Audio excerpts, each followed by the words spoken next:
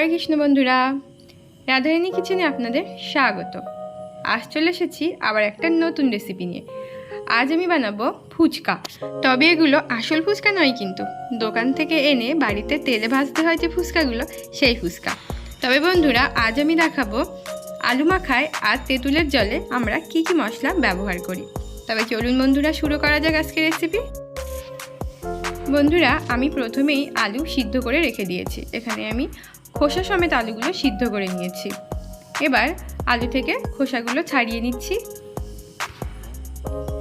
আলু সিদ্ধ করার পর আধ ঘন্টা থেকে 40 মিনিট আমি রেখে দিয়েছিলাম, যার ফলে আলুর গায়ে যে জলটা থাকে সেটা শুকিয়ে গেছে। জল সমেত মাখলে কিন্তু আলু লাল লাল হয়ে যাবে, তাই আলুর গায়ে যে জলটা থাকে সেটা শুকিয়ে যাওয়ার পরেই আলুটা মাখবেন। এবার আলুগুলো আমি খুব ভালো করে মেখে নিচ্ছি।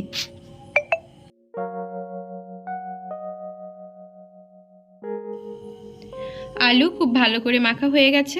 এবার এর মধ্যে আমি দিয়ে দেব একে একে মশলা। প্রথমে আমি এর মধ্যে দিয়ে দিলাম ভাজা বাদাম। বাদামগুলো আমি বাড়িতেই ভেজেছি। এবার দিয়ে দিলাম ভাজা মৌরির গুঁড়ো, 1 চামচ মতো দিয়ে দিলাম। এবার দিয়ে দিলাম লঙ্কার গুঁড়ো, 4 চামচের 3 ভাগের 1 ভাগ দিয়ে দিলাম। দিয়ে দিলাম অল্প পরিমাণে গরম মশলার গুঁড়ো। এবার দিয়ে দিলাম ভাজা জিরের গুঁড়ো, 1 চামচের মতো দিয়ে দিলাম। এবার দিয়ে দিচ্ছি একটা কাঁচা লঙ্কা আর অল্প পরিমাণে বিট লবণ, আর দিয়ে দিচ্ছি লেবুর রস।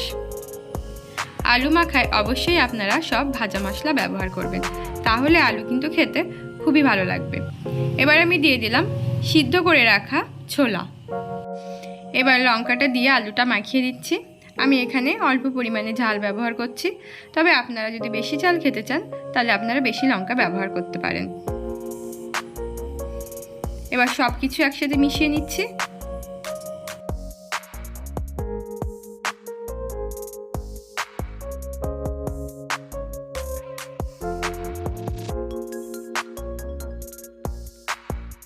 এবার আমি দিয়ে দিলাম অল্প পরিমাণে লবণ। এটা আমরা যে সাধারণ লবণ খাই সেই লবণই ব্যবহার করলাম, তাই আপনারা পরিমাণ বুঝে এই লবণটা ব্যবহার করবেন, যেহেতু আগে আমরা বিট লবণ ব্যবহার করেছি।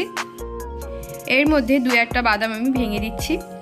এবার আমি দিয়ে দিলাম কুচানো শসা দিয়ে আলুটা আমি আবার মেখে নিচ্ছি।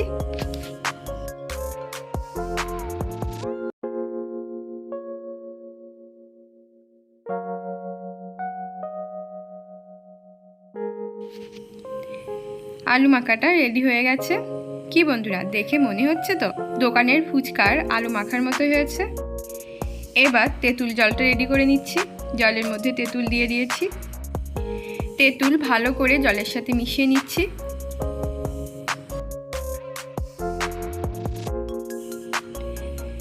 তেঁতুল একটু কম পড়েছিল, তাই আমি আবার একটু তেঁতুল দিয়ে দিলাম। জলের সাথে তেঁতুল খুব ভালো করে মিশিয়ে নেওয়া হয়ে গেছে। এবার তেঁতুলের যে ছিবড়াগুলো আছে সেগুলো ফেলে দিচ্ছি। এবার এর মধ্যে দিয়ে দিলাম একে একে মশলা। প্রথমে আমি দিয়ে দিলাম 1/2 চা চামচের মতো ভাজা মৌরির গুঁড়ো, দিয়ে দিলাম অল্প পরিমাণে লঙ্কার গুঁড়ো, দিয়ে দিলাম অল্প পরিমাণে চাট মশলা,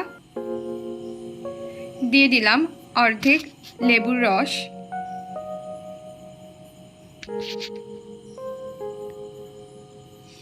একটা কাঁচা লঙ্কা দিয়ে দিলাম,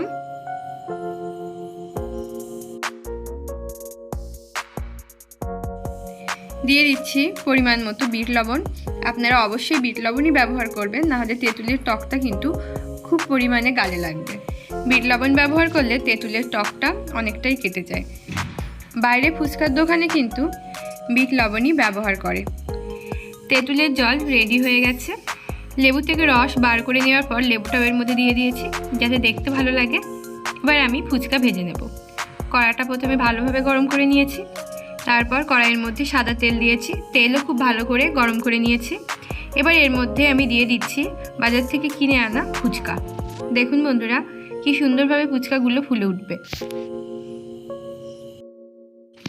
ফুচকা দেওয়ার পর ঠিক এইভাবে একটু নাড়াচাড়া করে দিতে হবে।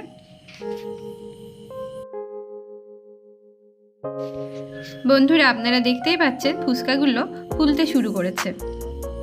ওরা একা একাই ফুলে নিজেরাই উল্টে যাবে।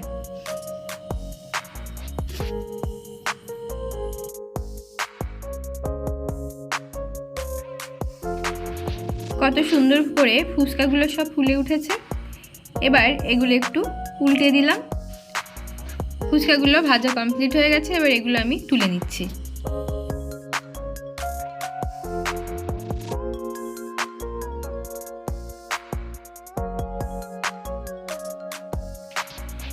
আবার আমি কয়েকটা ফুচকা তেলে দিয়ে দিলাম, একটু নাড়াচাড়া করে দিচ্ছি। আবার ফুচকাগুলো কি সুন্দর করে বলের মতো ফুলে উঠেছে।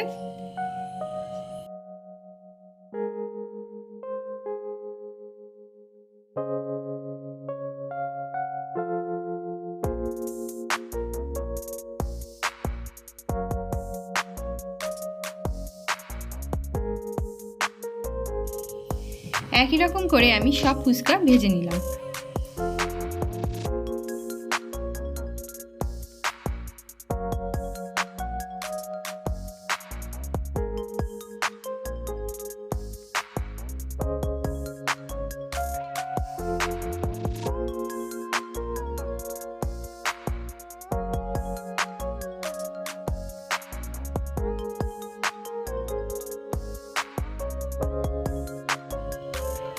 ফুচকাগুলো সব ভেজে নিয়েছি। বন্ধুরা, আপনারা দেখতেই পাচ্ছেন ফুচকাগুলো কত সুন্দর হয়েছে আর কত সুন্দরভাবে ফুচকাগুলো সব ফুলেছে। তৈরি হয়ে গেল আজকের রেসিপি ফুচকা। ভিডিওটা আপনাদের কেমন লেগেছে অবশ্যই আমাকে কমেন্টে জানাবেন। আশা করছি আপনাদের ভালো লাগবে। হরে কৃষ্ণ।